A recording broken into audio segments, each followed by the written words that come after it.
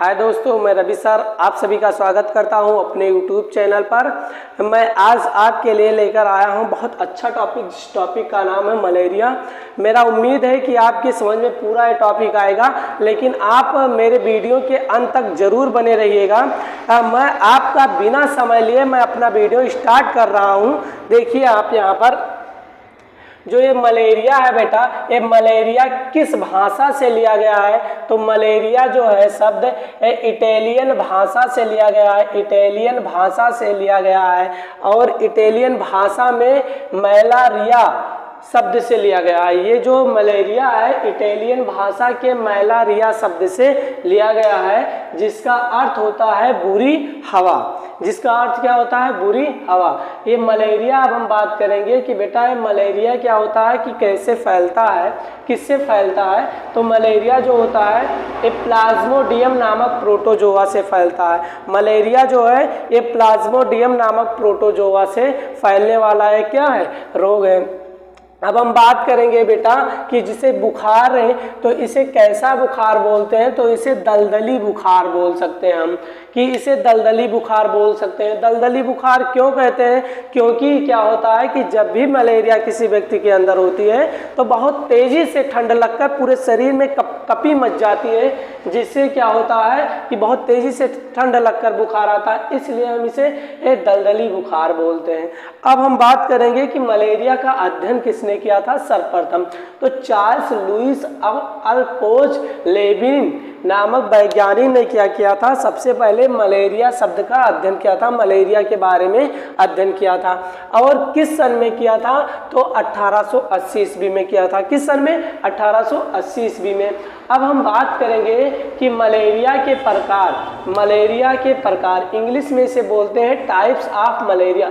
Types means प्रकार, of means काकी के, और मलेरिया मीन्स मलेरिया। तो मलेरिया के कितने प्रकार होते हैं? तो मलेरिया के जो बेटा ये कितने प्रकार होते हैं? 3। एक होता है क्यूटेडाइन मलेरिया, एक मैलिग्नेंट मलेरिया और एक कॉटेंट मलेरिया। अब ये किस मलेरिया में कितने समय बाद बुखार आता है, इसके बारे में हम पहले जानेंगे। तो क्यूटेडाइन मलेरिया में क्या होता है कि जिस व्यक्ति के अंदर क्यूटेडाइन मलेरिया हो गया, इस प्रकार का मलेरिया हो गया है, उसमें क्या होता है कि उसके शरीर में बुखार जो होता है, फीवर होता है, वो डेली रहता है, मतलब प्रतिदिन रहेगा, बुखार लगातार बना रहेगा। अब बात करेंगे कि मैलिग्नेंट मलेरिया में क्या होता है। तो इसमें जो होता है किसी व्यक्ति के अंदर इस प्रकार का मलेरिया रोग हो गया है, मलेरिया हो गया है, तो उसके शरीर में 48 घंटे बाद बुखार आएंगे। और बुखार कैसा आएगा? ठंड लगकर बहुत तेजी से बुखार आएगा, मतलब पूरे शरीर में ठंड लगेगी, कपकपी मच जाएगी। तो इसमें क्या होता है कि 48 घंटे बाद, यानी कि हर तीसरे दिन बुखार आता है। फिर अब कॉटेंट मलेरिया में जो होता है, यदि इस प्रकार का मलेरिया किसी व्यक्ति के अंदर होता है तो उसके शरीर में 72 घंटे बाद बुखार आता है, यानी कि हर चौथे दिन बुखार आएगा। अब बेटा मैं बात करेंगे कि मलेरिया का संक्रमण है, इंग्लिश में इसे बोलते हैं infection of malaria. Infection means संक्रमण, ऑफ माने काकी के, मलेरिया मीन्स मलेरिया। मलेरिया का मतलब संक्रमण कैसे होता है, किससे मलेरिया फैलता है? तो किस मच्छर के काटने से मलेरिया नामक रोग होता है? तो मादा एनोफ्लीज मच्छर के काटने से क्या हो जाता है कि मलेरिया नामक रोग होता है।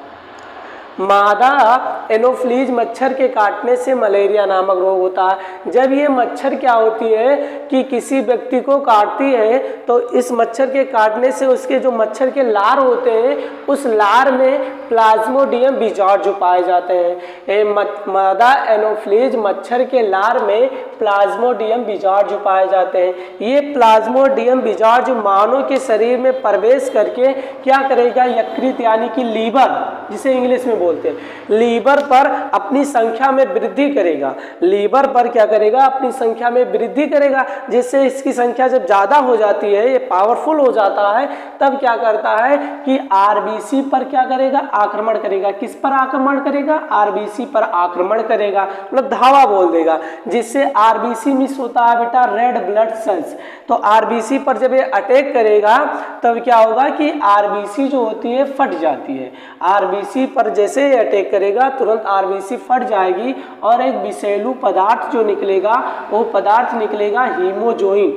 अब इस हीमोजोइन पदार्थ जैसे ही निकलेगा शरीर में तो ये हीमोजोइन पदार्थ जो होता है ये ठंड के लिए उत्तरदायी होता है, मतलब इसके निकलने से व्यक्ति के अंदर बहुत तेजी से ठंड लगने लगती है, तो ठंड लगकर बुखार आता है। इसमें क्या होता है, अब हम बात करेंगे दोस्तों कि ये मलेरिया का कैसे बचाव करें और इस पर कैसे नियंत्रण करें, काबू कैसे पाएं तो इसके बारे में हम पढ़ेंगे।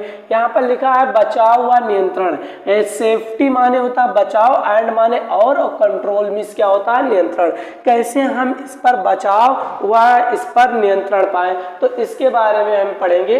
तो यहाँ लिखा है मच्छर के जनन स्थान को नष्ट कर देना चाहिए। मतलब क्या है, मलेरिया से बचने के लिए आप क्या करिए कि मच्छर के जनन स्थान, मतलब जहाँ से मच्छर की उत्पत्ति होती है, अक्सर वही होता है कि गंदे नाली से और ये जहाँ पानी इकट्ठा है वहीं से होता है।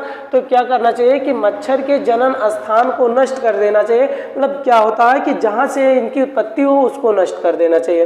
फिर क्या करना चाहिए, मच्छर भगाने के लिए अलाउड तेल व क्रीम का प्रयोग करना चाहिए। मतलब मच्छर भगाने के लिए कुछ क्रीम और तेल आते हैं जिसका प्रयोग करना चाहिए।